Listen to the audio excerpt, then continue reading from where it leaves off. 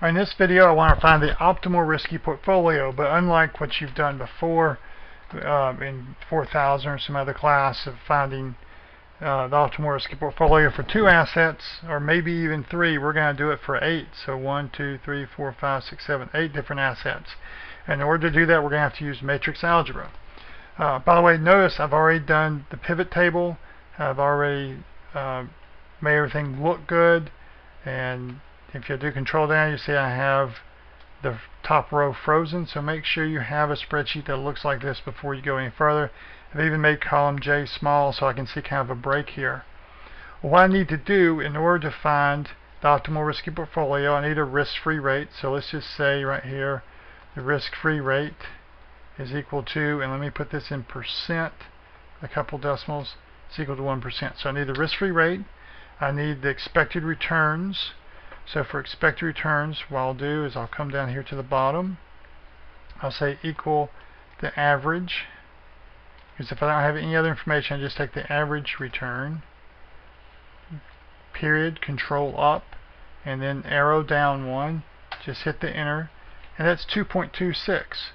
But that's a monthly return. I want it to be annualized, so there are 12 months in a year, so multiply by 12. And that makes a lot more sense to say Apple has a 27% return, and you assume it's annual, than for me to say Apple has a 2.26 monthly return. So I take all of these, copy them over, and those are my expected returns for these different stocks. There's a flaw with it. We'll discuss that flaw a little bit later. Now I need to get the covariance. Well, in order to get the covariance, there's in the data tab, there's data analysis. If you don't have that data analysis, you go here, go to Excel options. Excel options, do add-ins. You double click the add-ins and select analysis tool pack. Don't hit OK, hit go. Hitting go, make sure you check analysis tool pack there, click OK, and you will see this data analysis come up under the data tab. So we click on it and we find covariance. Click OK, and what do we want to do? We want to highlight all of this, and I'm highlighting the top row, and I'll show you why I'm highlighting the top row that has the tickers in it. That's because I'm going to select this labels in the first row, and the output range, where do we want to put this? Right there makes sense. Let's put it right there. Click OK, and because I selected labels in the first row, I have those labels. Now the problem is I have only half the matrix, which is all the information I need, because the correlation of Amazon with Apple is the same as Apple with Amazon, so that number is the same as that one. But I don't want to go through and put those equal signs in every time. I want to flip this thing over. So the way I flip it over, I copy, come down here and paste, then I copy again, come back here, and this time I do paste special, and paste special I transpose, and transpose means it's going to flip. Now when I do this, there's going to be something wrong, but I want to show you something here. So I flip it, two things happen. One, look at those underlines. I don't like that. It's because it copied that underline from there. The other is I'm still in the same position. I just now have the top half of the matrix instead of the bottom half. So let me undo that.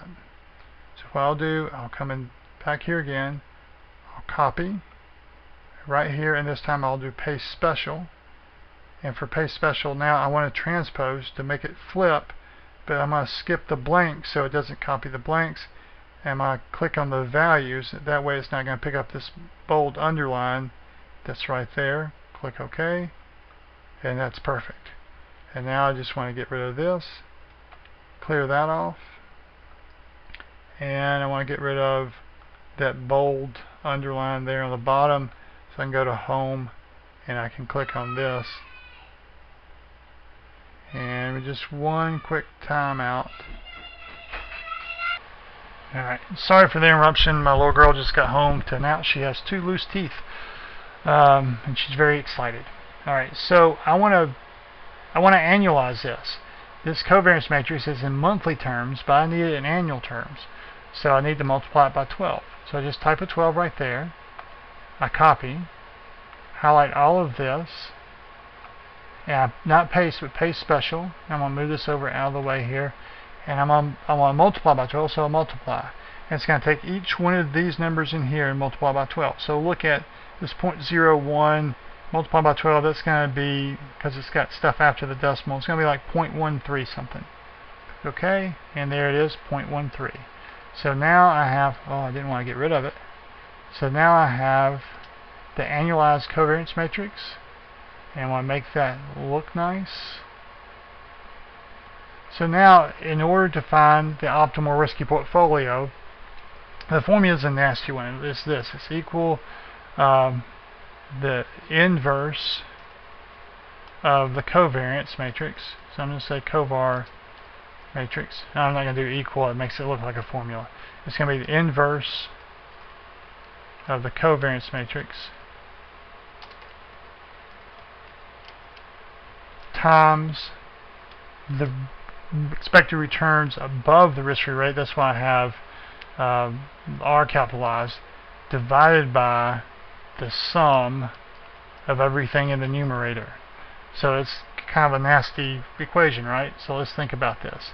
This is an 8 by 8 matrix, and I might have to multiply an 8 by 8 matrix times something. It's got to be times an 8 by 1 matrix. I can't do a 1 by 8, it's got to be 8 by 1. But my returns down here, these things are in a 1 by 8. So what I do is I'm going to come right here. I'm going to copy, by the way, I'm going to copy this. Control C, Control V. Don't want that. These are my stocks. And this is the weights.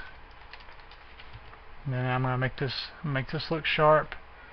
So I'm going to put thick border, and right here I want to underline, bold, and center. So all these weights should sum up to be 100%. So what I'm going to do, I set equal matrix multiplier,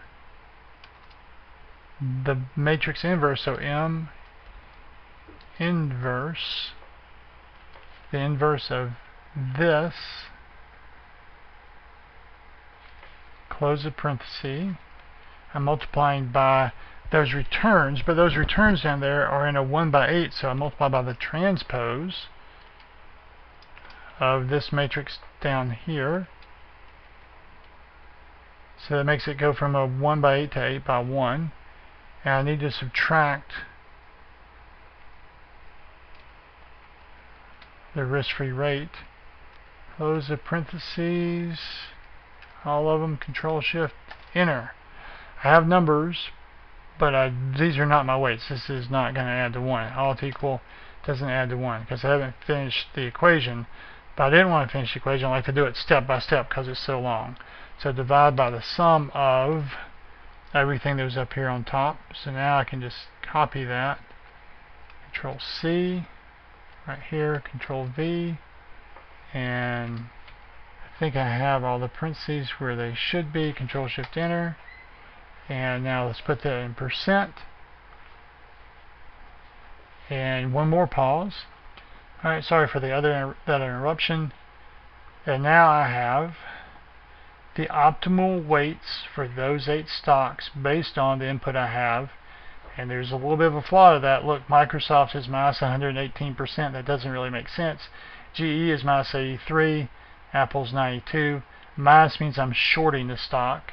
And 3M there is 164% of my portfolio. So technically what we did was correct. And that's what I want you to be able to do, is do that technically correct. But the next problem is we got to make it be something we'd actually use. So these inputs, not quite right. I need to do something different, and we'll talk about that at a later date. But mechanically I want to make sure that you can do that.